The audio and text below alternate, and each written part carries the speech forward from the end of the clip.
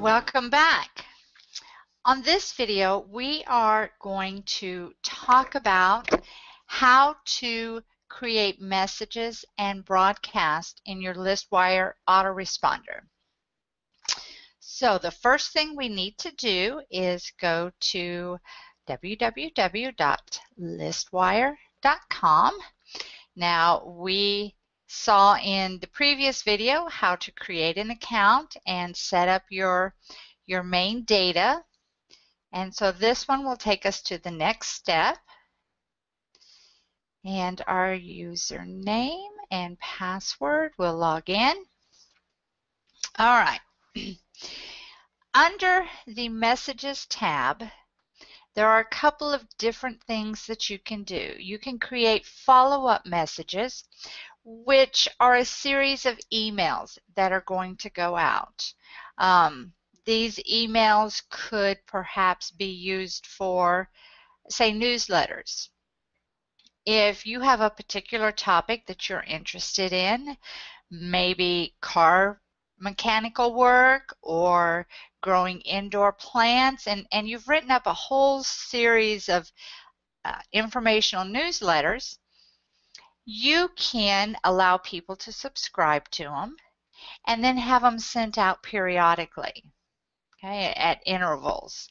The nice thing about that is if you've been doing it for several years and maybe you've got a new person that's just subscribed to your messages or your newsletters, you can have them start way back with the very first one and then work their way through instead of them jumping into the middle.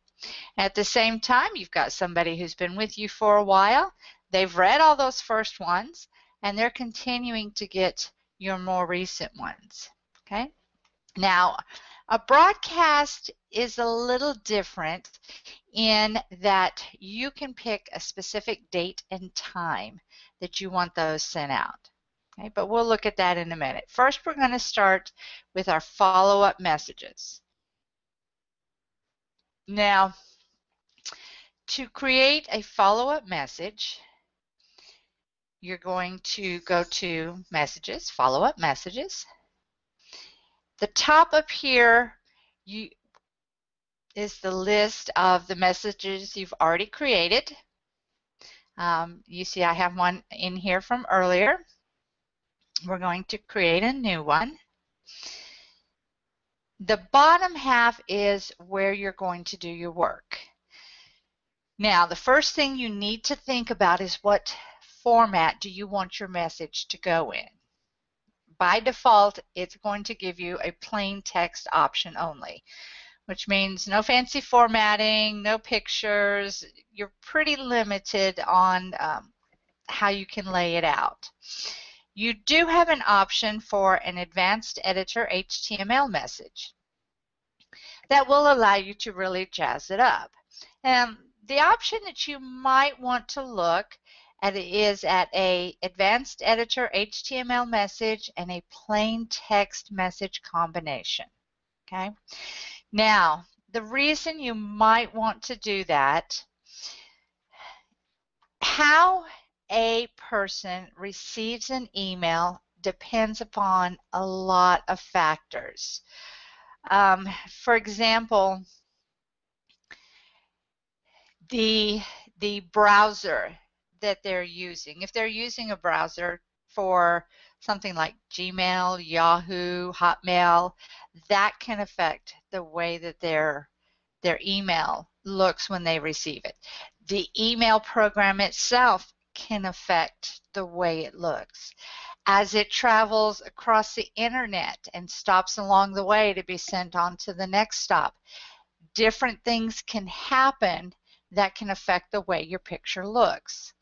A lot of people are now using their smartphones or tablets to look at their emails, and that can also affect the outcome of the final email. Knowing all that, you may be tempted to say, well, I'm just going to send them a plain text one, if all the work I put into an HTML one may not go the way I want it to. And that's a valid point. However, studies do show that people are more likely to read through and interact with a email message that looks a little nicer, a little sharper than they are one that's strictly text-based. But again, you do have people that just prefer the text-based ones. So by creating a combination, you kind of cover all the bases. All right. So what we're going to do is create our message within the HTML section, and then once we get it done, we'll just copy it and paste it into the text-based section. All right, this is kind of a small window to work in, so let's click on the very last button that says toggle full screen mode. We'll open that up. Now, the nice thing about an autoresponder is you can personalize it. We talked briefly in the other one how you use merge tags to either have the same data used consistently across the board, or to make it look more personal for the person that's receiving it. For the person that's receiving it, under custom tags, these are for the ones getting your emails. Those are your subscribers. Several things you can pick: full name, first name, last name, email. Okay. The merge tag options, that's your information that we set up in the merge fields in the previous video. Your first name, your last name, your company name, your address, your phone number, and the list just goes on and on. Okay. So we're going to keep this pretty simple. I am going to select my favorite font, which is Georgia. My eyes are kind of old. I like to be able to see, so I picked size 14 for the font. All right, so I'm going to say hi, and I want it personalized for whoever's receiving it. So I'm going to click on custom tag and first name, put in my punctuation. So now when Susan gets this, it'll be hi Susan. When John gets it, it'll be hi John, and so on. Now let's see. Thank you for your interest in my newsletter. You will receive a newsletter every 2 to 3 days with helpful information on growing plants in your house. All right, we're going to keep this very simple. All right, sincerely, let's put Mary Poppins. Whoops. And we'll go ahead and insert Mary's email address, and below that we'll put her daytime phone number. All right, now you can also insert a picture in here if you would like, but it does have to be a picture that's stored out on the internet. You're going to need the URL address for it. So I have one selected. This one is stored on the internet, and the URL address is up here in the address bar, so I'm just going to right-click and copy it. Put my cursor where I want it to appear, click my insert or my add image button, and then the image URL, I'm going to right-click and paste the address. Now, it is important that you put some kind of description, because if it so happens that when the person receives your email, if their programs and everything that transpired from point A to point B has rendered your picture non-visible, then this description will show up and let them know what it is. So we'll just say, no need to be a monster. Try verb. Okay? And we'll insert that. Little big, so let's shrink it down. Okay. Now it is time to go back to our previous screen, so I'm going to toggle us back because I still need to create a subject for my email. So let's call this Welcome to Indoor Plants, comma, and I want to put their name in there. Now the subject tags are located within the subject line area. The prospect tags, that's the subscriber, the one receiving your emails. So click on the arrow, let's pick their first name, and we're going to click on Insert Tag. And I'll put an exclamation point. Now on to the right, you see the personal merge tags. That's your information. If there's some reason that you want to use that within the subject line, that's where you will get those. Okay. All right, now we need to copy our email into the plain text section. Now, when you put pictures in, pictures do look nice, but make sure that if there's important information that you want your subscriber to receive, do not send it in a picture. All right, make sure you have text explaining it. And the reason for that is if your picture for some reason does not make it from point A to point B, your email is not going to make a whole lot of sense. Okay, so that's why you're going to put the text in there. Something else you could do if you like internet programming, or you have a place, a website where you can also put your newsletters, your emails, whatever it is you're sending out on the internet, you can also include that link into your email. So if for some reason they get it and it doesn't read quite right, then click on the link and then go out to the internet. And I'll show you here. Let's create a link really quick. Just for the sake of our email, we are going to pretend that our articles are stored out at this particular site. All right. And I want to put it in my email. Now, this is a very long URL address. And it would not look really great in my email.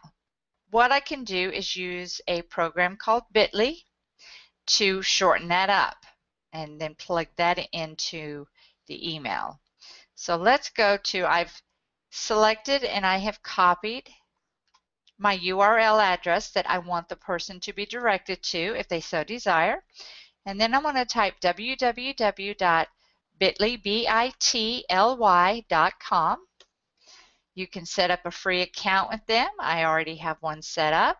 All right, and the easiest way to do that would probably be to just click on it, do a left click to select it, then do a right click, and then to get the submenu and select paste. All right, it creates this short little link. Click on it to highlight it to select it. I'm going to do a right click, copy, close that down, go back to my email, and down here at the bottom I'm going to put if you are unable to read this in your email program, you may read it online at, and then I'm just going to right click and paste. Sometimes Mozilla is difficult about cut, copy, and paste. Sometimes it works great, sometimes it doesn't. If it gives you a problem, you can change your preferences, and I do need to do that. I just haven't done it yet. So let me go back to Bitly, and I will just type it in.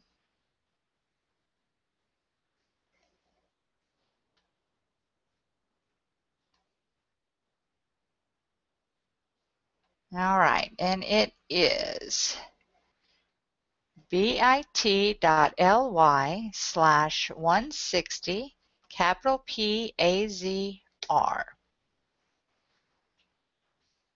Okay, now we can go back to our working area. So if Mozilla is giving you a hard time about copying and pasting, you can just recreate your email in the text section. You might want to fix your settings or do it in a different type of browser. So let's do this real quick.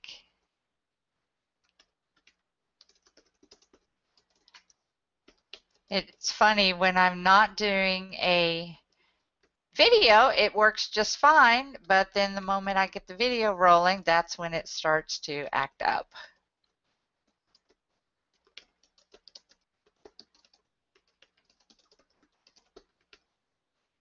All right, let's scroll down a little further so I can see what else I said. All right, sincerely, Mary Poppins. Let's insert my email, just like I did in the HTML version, and my phone number. Insert. All right. If you are unable to read this in your email program, you may read it online at bit.ly/160 capital PAZ capital R. All right, so I now have two versions created. When this goes out, depending upon everything that transpires between point A and point B, and depending upon the settings that the user themselves may have already set up in their email program, they will either get the HTML version or they will get the text-based version. Whichever way they go, I'm got all my bases covered. Now, down here at the bottom, we have the message interval. And as I explained in the previous video, the message interval is the time that has lapsed between when the person first subscribed to receive your information and the time you want it to go out. So if you want them to receive a message on the same day that they first subscribe, that would, by default, be day 0. That's the same day they subscribed. Now let's say I want this one to go out on day 3 after they subscribed. So I'm going to set the message interval to 3. So the first day they subscribe, they get my first message, then 3 days later they're going to get another message. Okay? And then I will just click here to save it. And now I have both of my messages.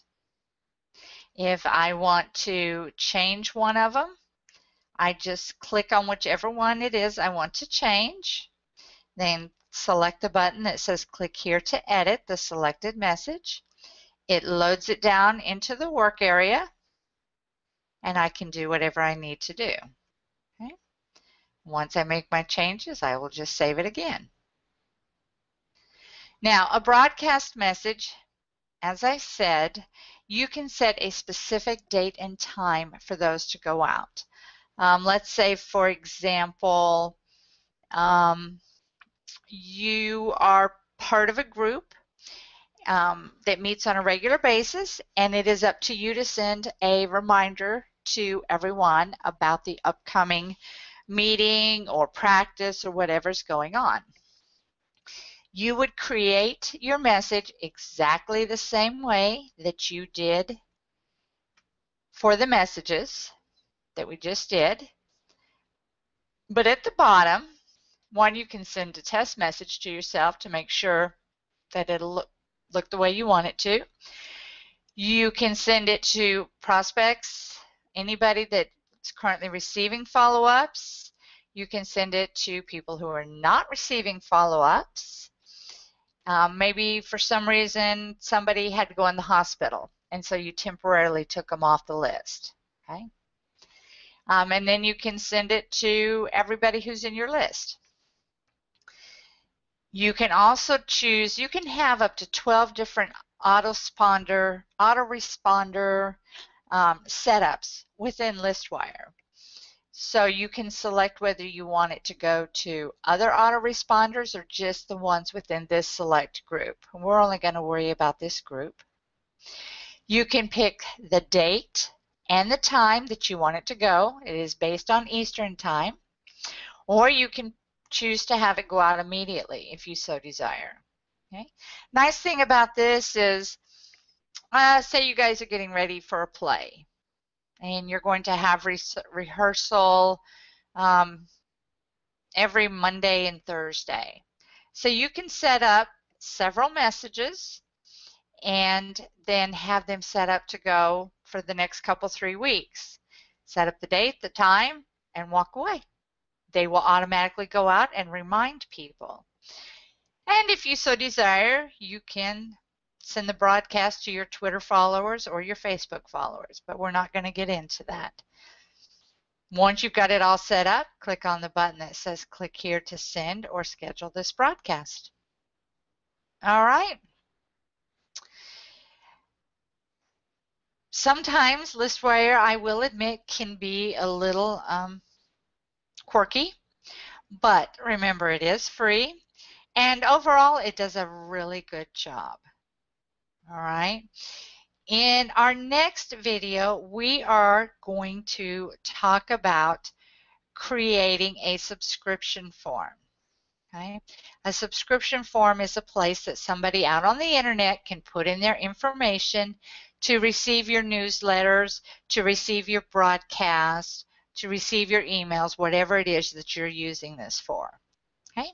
That will be coming up soon. Thank you for joining us.